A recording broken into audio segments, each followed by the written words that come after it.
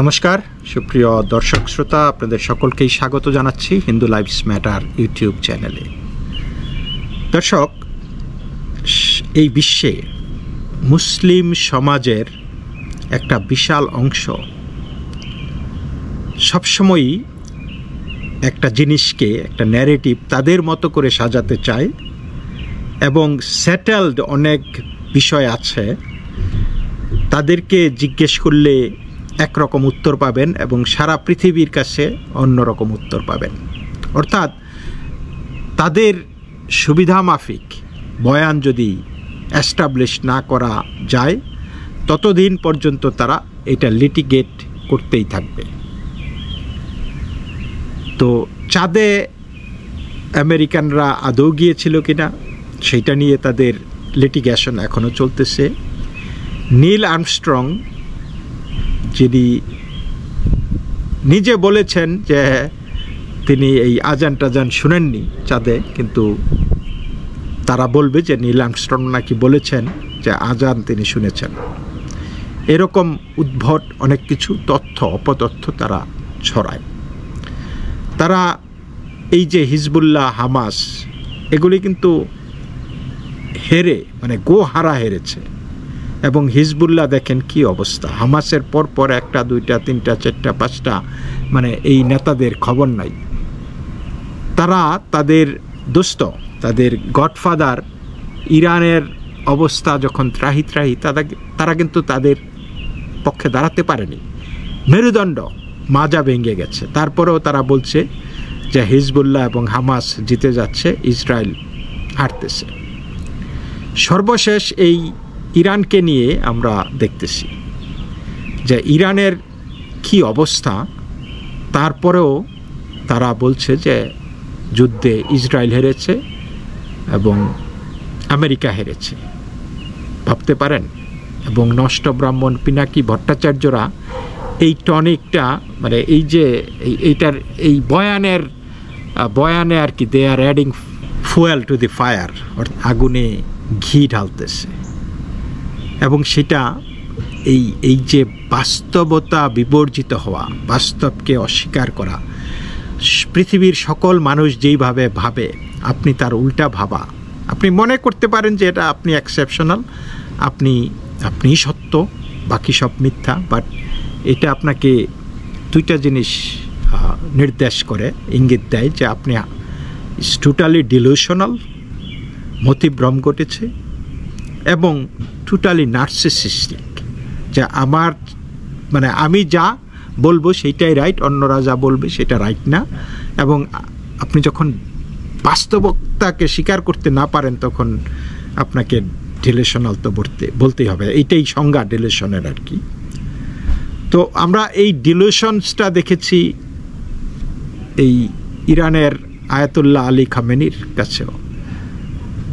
মায়ের খেয়ে তারপরে যখন যুদ্ধ স্থগিত হয়েছে, তিনি জাতির উদ্দেশ্যে ভাষণ দিয়ে তিনি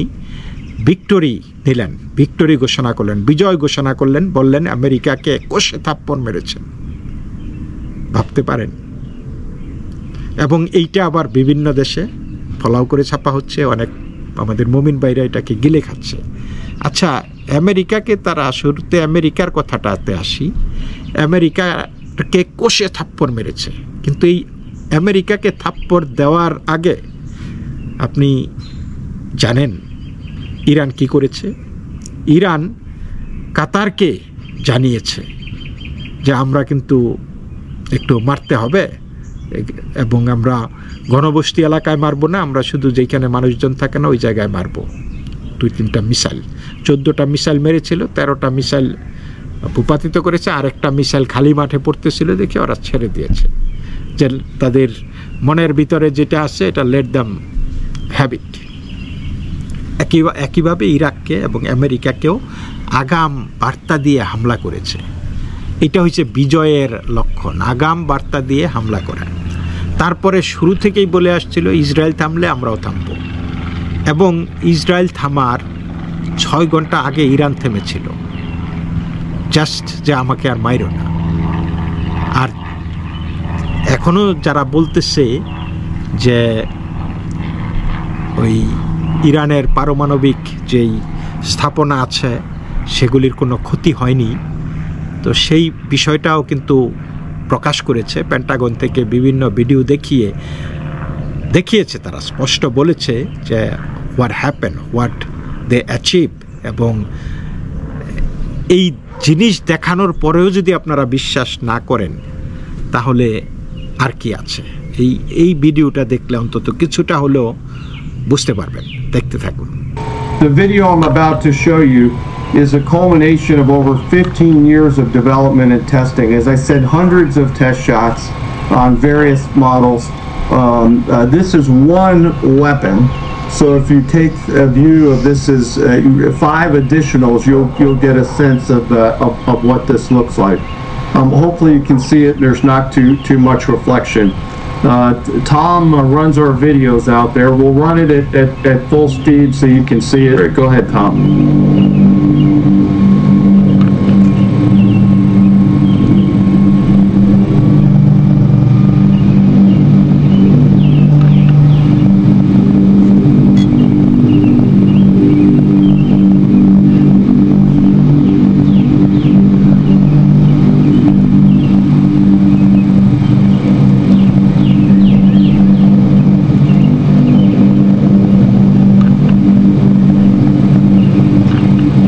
Going for a minute, you'll see inside the mission space.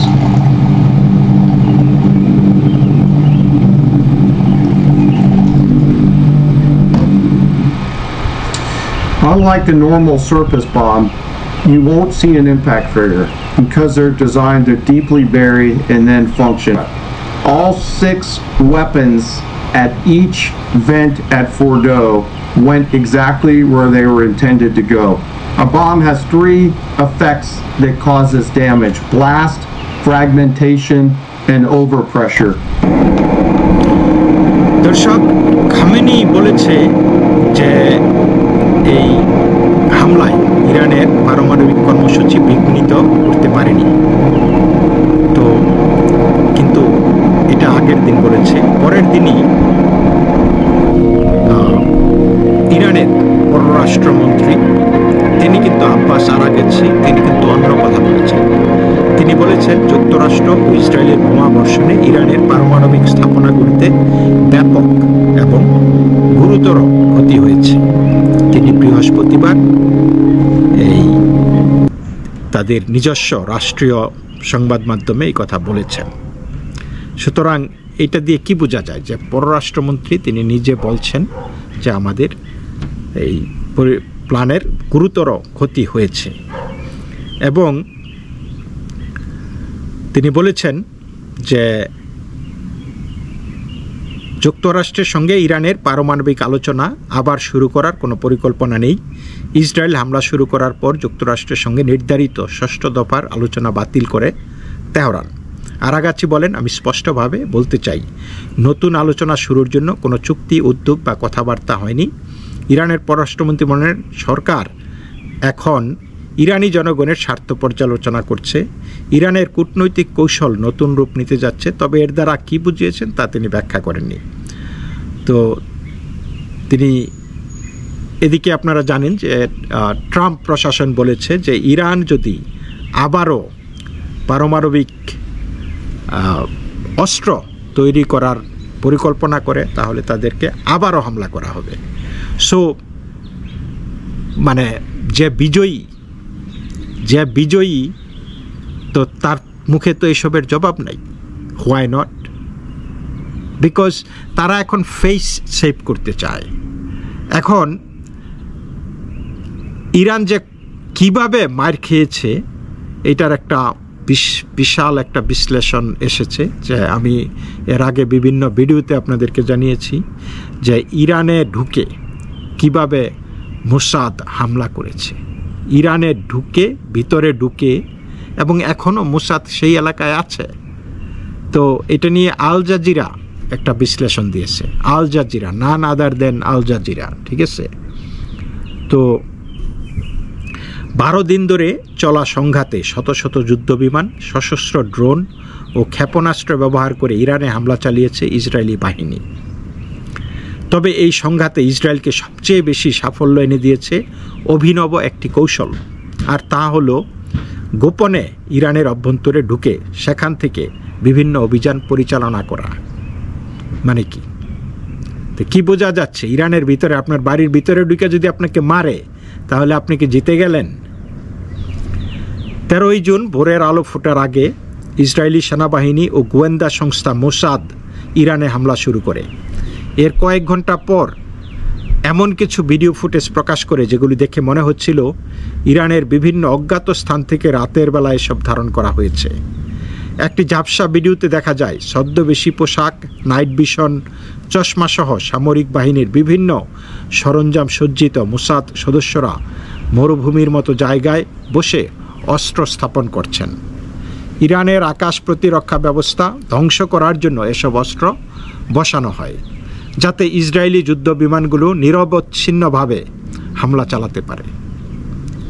অন্যান্য ভিডিওতে দেখা যায় ক্যামেরা লাগানো ক্ষেপণাস্ত্রগুলো ইরানের ক্ষেপণাস্ত্র প্রতিরক্ষা ব্যাটারি ও ব্যালিস্টিক ক্ষেপণাস্ত্র প্ল্যাটফর্মে আছড়ে পড়ছে। আঘাত হানা ক্ষেপণাস্ত্রগুলো স্পাইক ক্ষেপণাস্ত্র বলে মনে হয়েছে। এগুলি অপেক্ষাকৃত ছোট ও নির্ভুলভাবে লক্ষ্যভেদী। শত্রুপক্ষের ক্ষেপণাস্ত্র ধ্বংস করতে এগুলি ব্যবহৃত হয়। এসব ক্ষেপণাস্ত্র দৃষ্টিসীমার বাইরে থাকা লক্ষ্যবস্তুতে আঘাত হানতে পারে। ইরানের কর্তৃপক্ষ এসব অস্ত্র ব্যবহারের কথা স্বীকার করেছে। দেশটির রাষ্ট্রীয় গণমাধ্যম একটি খোলা জায়গা থেকে পাওয়া স্পাইক ক্ষেপণাস্ত্র উৎক্ষেপকের ধ্বংসাবশেষের ছবি প্রকাশ করেছে। বলা হয়েছে এসব অস্ত্রে ইন্টারনেট ভিত্তিক স্বয়ংক্রিয় ব্যবস্থা ও দূরনিয়ন্ত্রণ ব্যবস্থা সংযুক্ত ছিল, রিমোট কন্ট্রোল আর কি। এগুলি পরিচালনা করছিলেন মোসাদ সদস্যরা। এ ধরনের হামলার সঙ্গে 2020 সালের নভেম্বরে চালানো একটি ইসরায়েলি অভিযানের মিল পাওয়া যায়। ওই অভিযানে ইরানের পারমাণবিক কর্মসূচির শীর্ষ ব্যক্তি মোহসেন ফাখরিজাদেকে তেহরানের কাছে একটি চলন্ত গাড়িতে গুলি করে হত্যা করা হয়। এ সময় তার স্ত্রী ও দেহরক্ষীরাও নিহত হন। ওই সময় ইরানি কর্তৃপক্ষ নিশ্চিত করে যে দূরনিয়ন্ত্রিত বা রিমোট কন্ট্রোলড ও কৃত্রিম বুদ্ধিমত্তা নিয়ন্ত্রিত যন্ত্রপাতি ব্যবহার করে এই হত্যাকাণ্ড চালানো হয়েছিল। ইসরায়েলি সংবাদ মাধ্যম জানিয়েছিল 1 টন ওজনের একটি বন্দুক খণ্ড খণ্ড করে ইরানে পাচার করে মোসাদ। বন্দুকটি ছোট ট্রাকের পিছনে বসানো হয়। পরে ফাখরিজাদে নিহত হওয়ার পর ট্রাকটিও বিস্ফোরিত হয়। ইরান দেশটির উত্তর পশ্চিমাঞ্চলীয় প্রদেশ পশ্চিম আজারবাইজানে গত বুধবার 3 জনের মৃত্যুদণ্ড কার্যকর করে। তাদের বিরুদ্ধে ফাখরিজাদে হত্যাকাণ্ড ও অন্যান্য গুপ্ত হত্যায় জড়িত থাকার অভিযোগ ছিল। ইরানের অভ্যন্তরে ড্রোন উৎপাদন। ইরানের সঙ্গে চলা 12 দিনের সংঘাতে ইসরায়েল বিস্ফোরকবাহী বহু ছোট ছোট ড্রোন ও কোয়াডকপ্টার ব্যবহার করে বলে ধারণা করা হচ্ছে। ইসরায়েলের বহুমুখী হামলা পরিকল্পনার অংশ হিসাবে ইরানের প্রতিরক্ষা ব্যবস্থাকে পরাস্ত করতে এসব ড্রোন ব্যবহার করা হয়। ইরানি গণমাধ্যমগুলি জানিয়েছে ছোট ড্রোনের পাশাপাশি হারমেস 900 এর মতো বড় সামরিক ড্রোন প্রতিহত করতে দেশজুড়ে আকাশ প্রতিরক্ষা ব্যবস্থা সক্রিয় ছিল। বেশ কয়েকটি হারমেস 900 ড্রোন ভূপাতিত করা হয় বলেও দাবি করে ইরান। তবে ঠিক কতগুলি ড্রোন উৎক্ষেপণ করা হয়েছিল এবং সেগুলি কতটা সফলভাবে লক্ষ্যবস্তুতে আঘাত হানে তা আল জাজিরা নিশ্চিত করতে পারেনি। এই সংঘাতে ছোট ড্রোনগুলি ব্যাপক মনোযোগ আকর্ষণ করে। এগুলি নিষ্ক্রিয় করতে ইরানি কর্তৃপক্ষ বড় পরিসরে তল্লাশি চালাতে বাধ্য হয়। অল্প সময়ের মধ্যেই কর্তৃপক্ষ এমন কিছু পিকআপ ট্রাক খুঁজে পায় যেগুলি ছোট ড্রোন বহনে উপযোগী করে বিশেষভাবে তৈরি। কর্তৃপক্ষ জানায় এসব ট্রাকে করে লক্ষ্যবস্তুর কাছাকাছি নিয়ে ড্রোনগুলো ছোড়া হতো। এর আগে ইউক্রেন এ ধরনের যুদ্ধকৌশল ব্যবহার করে সফলভাবে রাশিয়ার বোমারু বিমান ধ্বংস করতে সক্ষম হয়। ইরানি কর্তৃপক্ষ ড্রোনবাহী এসব ট্রাক খুঁজে বের করতে নিরাপত্তা বাহিনীর সদস্যদের নিয়ে কিছু অনুসন্ধানী দল গঠন করে। এসব দল বিশেষ করে রাতে তল্লাশি চালাতো। তারা সন্দেহভাজন ট্রাকের গতিবিধি নজরে রাখতে কখনো মোটরসাইকেল আবার কখনো গাড়িতে করে টহল দিত। সশস্ত্র ও মুখোশধারী নিরাপত্তা বাহিনীর সদস্যরা তেহরান জুড়ে এবং সারা দেশে অসংখ্য রাস্তায় ব্যারিকেড ও তল্লাশি চৌকি স্থাপন করে। তারা সাধারণত কার্গো ব্যাড ঢেকে রাখা পিকআপ ট্রাক থামিয়ে তল্লাশি চালান। ইসরায়েলিদের ভাষ্য অনুযায়ী বছরের পর বছর ধরে প্রস্তুতির পর তাদের গুপ্তচরেরা ইরানের ভেতরে ড্রোন তৈরির ছোট ছোট কারখানা বা উৎপাদন ব্যবস্থা তৈরি করতে সক্ষম হয়েছিলেন বলে মনে করা হচ্ছে। তেহরানের দক্ষিণে সাহারে এই এলাকায় এমন একটি কারখানার খোঁজ পাওয়া যায়। সেখানে 3 তলা একটি ভবন জুড়ে ড্রোন, হাতে তৈরি বোমা ও বিপুল পরিমাণ বিস্ফোরক উৎপাদন করা হতো বলে জানিয়েছে ইরানের রাষ্ট্রীয় গণমাধ্যম। ইরানের রাষ্ট্রীয় টেলিভিশন একই রকম আরেকটি কার্যক্রমের চিত্র দেখায়। সেখানে 6 জন ইরানি মোসাদ সদস্য কোয়াডকপ্টার তৈরি করছিলেন। এসব কোয়াডকপ্টারের নিচে ছোট ছোট বোমা লাগানো ছিল। তারা টাইমার সহ বোমা, গ্রেনেড ও অন্যান্য অস্ত্র তৈরি করছিলেন। বিস্ফোরক বসানো যানবাহনেরও কিছু খবর পাওয়া গেছে, তবে ইরান কর্তৃপক্ষ আনুষ্ঠানিকভাবে বিষয়টি নিশ্চিত করেনি। রাষ্ট্রীয় টেলিভিশনে দেখা যায় হাত ও চোখ বাঁধা অবস্থায় গ্রেপ্তার কয়েক সন্দেহভাজনক স্বীকারোক্তি দিচ্ছেন। বিচার বিভাগের প্রধান গোলাম হোসেন মোহসেন এজেই ও তেহরানের সরকারি কৌশলী আলী সালেহি রাষ্ট্রীয় টেলিভিশনে নাম জানা এক সন্দেহভাজনকে সরাসরি জিজ্ঞাসাবাদ করছেন। ওই ব্যক্তি বলেন, মোসাদের জন্য তিনি বিভিন্ন ভবনের ছাদ থেকে ইরানের আকাশ প্রতিরক্ষা ব্যবস্থার ভিডিও ধারণের চেষ্টা করেছেন। তো আমরা সবাই নজরদারির আওতায়। ইসরায়েলের সামরিক বাহিনীর প্রধান ইয়াল জামির গত বুধবার এক ভিডিওতে বলেন, কমান্ডো বাহিনী শত্রু ভূখণ্ডের গভীরে গোপনে কার্যক্রম চালিয়েছে। তাদের এমন কার্যক্রম আমাদের স্বাধীনভাবে অভিযান চালাতে সহায়তা করেছে। তবে তিনি কি প্রথম রাতে শুরু হওয়া অভিযানে দেখা যাওয়া কমান্ডারদের কথা বলেছেন নাকি অন্য সম্ভাব্য অভিযানের কথা বলছেন তা স্পষ্ট করেননি। ইরানের কর্মকর্তারা দেশটির ভেতর থেকে পরিচালিত কথিত ইসরায়েলি কমান্ডো অভিযানের বিষয়ে সরাসরি কোনো মন্তব্য করেননি। তবে কর্তৃপক্ষ ইসরায়েল ও যুক্তরাষ্ট্রের সঙ্গে সহযোগিতার অভিযোগে ইরান জুড়ে ডজনের বেশি লোককে গ্রেপ্তারের ঘোষণা দিয়েছে। সংঘাত শুরুর পর থেকে এই পর্যন্ত অভিযুক্ত অন্তত 6 জনের মৃত্যুদণ্ড কার্যকর করেছে। ইসরায়েল 13 জুন ভোররাতে তেহরানে যে ভয়াবহ বিমান ও ক্ষেপণাস্ত্র হামলা চালায় তাতে ইরানের বেশ কয়েকজন শীর্ষ সামরিক কর্মকর্তা ও পরমাণু বিজ্ঞানী নিহত হন। আর এই সফলতার পেছনে ইরানের অভ্যন্তরে মোসাদের গোয়েন্দা অভিযানগুলোর বড় ভূমিকা রেখেছে বলে মনে করা হচ্ছে। ইরান যাতে বড় কোনো প্রতিশোধ নিতে না পারে সেজন্য দেশটির কিছু আকাশ প্রতিরক্ষা ব্যবস্থা অচল করে দেওয়া হয়। আঘাত হানা হয় ক্ষেপণাস্ত্র উৎপাদন কেন্দ্রগুলিতে। সুতরাং দর্শক, আপনারা একটু ভাইবা দেখেন তাহলে এটা কি বিজয়ীর চেহারা? ইরানে বসে বসে ইরানকে আক্রমণ করা, এটা কি বিজয়ীর চেহারা? কিন্তু তারপরেও তারা বলবে যে তারা বিজয়ী হয়েছে।